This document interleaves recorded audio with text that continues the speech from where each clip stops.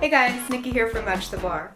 What a week of football it's been. Let's wrap up this week's La Liga action before the weekend.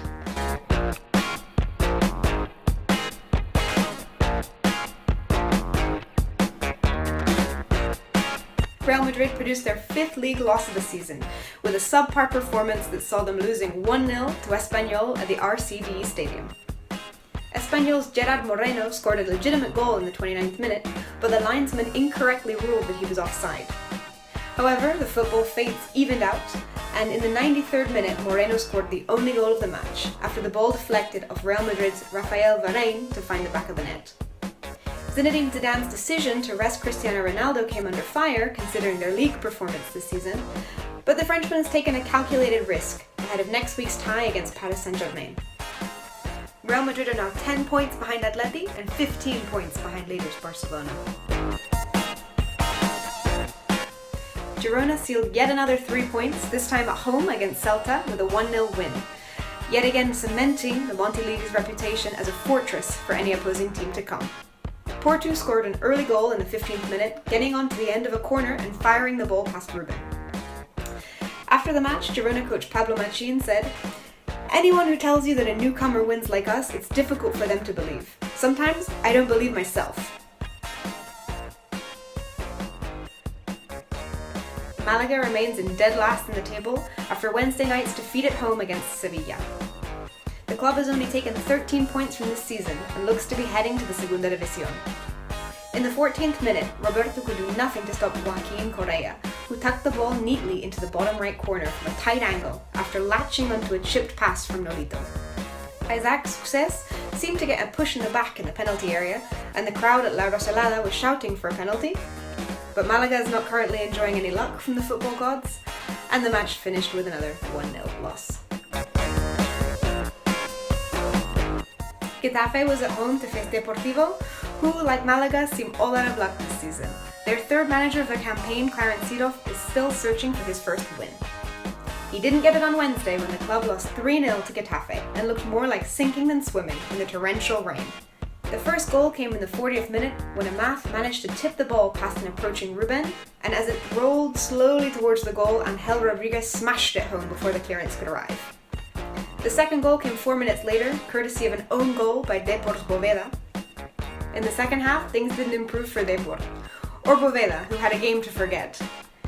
In the 82nd minute, his half-hearted back pass left Rubin scrambling, while Jorge Molina coolly got on the end of the ball and chipped it over the goalkeeper. Another 3-0 loss doesn't spell confidence for Deportivo, and they will be desperate to get something from the Eibar game over the weekend. Athletic Bilbao have been having a difficult season so far, but have been able to get a 1-1 draw against Valencia at home on Wednesday night. Athletic coach José Ángel Ziganda faced chance last week of Hugo Betea, but Athletic dominated large portions of the match with Valencia. A draw against a strong Valencia is a good result. The first goal came courtesy of Kondogbia. Ferran Torres picked him out in acres of space, and Kondogbia curled the ball from range into the far post past Kepa. However, Athletic were threatening, and shortly after the first penalty shout from Cordoba, which was dismissed as simulation, a few minutes later Bilbao did get the opportunity to kick from the spot. Aduriz stepped up for the penalty, but was denied by Neto. The equalizer came a few minutes into the second half. A Bernat free kick was cleared into the path of a waiting Oscar de Marcos. Ferran Torres on the edge of the box was too slow to act, I think he was a bit at ball watching, and the game ended 1-0. The Ipurua was covered in 15 centimeters of snow just a few hours before the match, but that didn't stop Eibar and Villarreal from putting on a show. Although Quique Garcia's strike in off the post was the sole goal separating the sides, it was a fair contest. Villarreal showed character, all things considered, and had a great chance at the end. Their lineup was significantly different from the usual starting 11, but they still played well. Villarreal and Eibar are now in 6th and 7th places in the table respectively. Antoine Griezmann showed his skill on Wednesday night, scoring 4 goals against Leganes. The Frenchman was on fire from the beginning, striking the crossbar from an early free kick. Leganes' Gerard Bilbao then hit the woodwork with an amazing strike from range. But the floodgates opened in the 26th minute when Koke teed up Griezmann, who managed to stay on his feet long enough to put it in the back of the net. Griezmann then scored his second goal from a free kick, his third from a header, And the fourth one, just to round it all off, was teed up nicely by Diego Costa, and somehow Griezmann had acres of space at the back of the post. After the last two convincing victories, Barcelona will be wary of Atleti when they travel to Camp Nou on Sunday.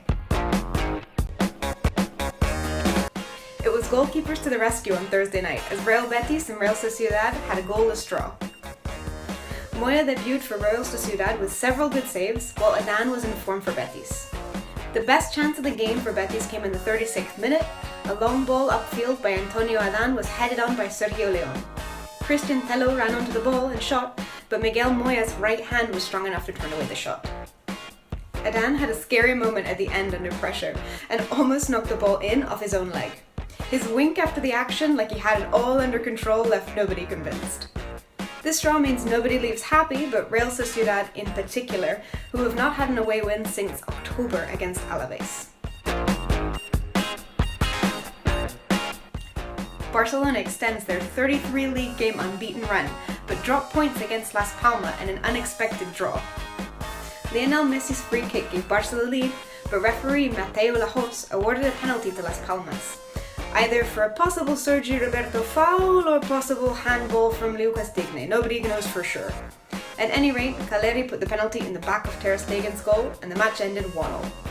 Barcelona coach Ernesto Valverde said after the match, "The penalty came as a shock to us because of how it was awarded. We felt that they equalized with an invisible penalty. They grew stronger after that, and we played in too much of a hurry." Alaves edged a 1-0 win over Levante on a windy night that saw 2 red cards. Levante defender Chema Rodriguez sliced an attempt clearance high into the air and then brought down Alfonso Pedraza in the box. Referee David Fernandez pointed to the spot and showed Rodriguez a red inside the first 30 minutes. While Manu Garcia waited to take the penalty kick, a minor scuffle broke out on the edge of the area with Munir El Haddadi and Jose Morales. They both received a yellow card for their part in that clash. But clearly, Manu was distracted as he shot the ball wide to miss the penalty. Later, Munir picked up his second yellow card after the referee judged he dived in the box, so the match ended 10 players apiece. That didn't stop Alaves though, as an Ibai free kick met with Victor LaGuardia's head to make the difference. The match ended 1-0. Thanks so much for joining us. Make sure to like and subscribe. See you next time.